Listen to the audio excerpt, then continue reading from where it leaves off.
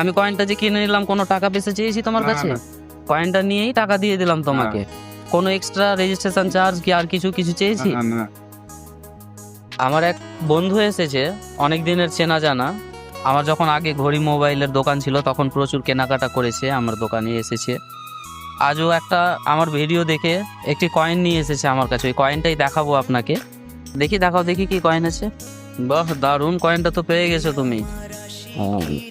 Cross চিহ্ন 5 টাকার coin, 5 টাকার ক্রস কয়েন 2007।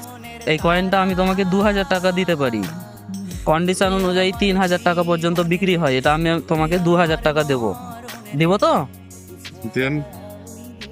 আমার দামে তুমি দিতে রাজি হলে তো তুমি পরে আবার কোনো কিছু বলবে না তো, যে কি কম দিলে কি ভালো কি মন্দ। আমার দামটা তোমার পচিয়ে গেছে। হ্যাঁ, 2000 টাকা দিচ্ছি তোমাকে।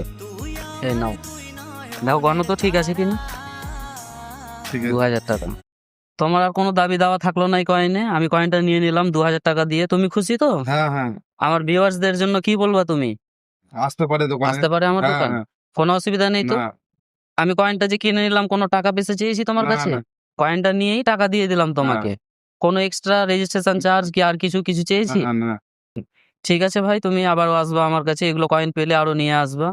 আর আপনাদের কাছে যদি এই সেম কয়েন থাকে তো আমাকে হোয়াটসঅ্যাপ করবেন। কয়েনগুলো যা থাকবে আমি নেব কিনে।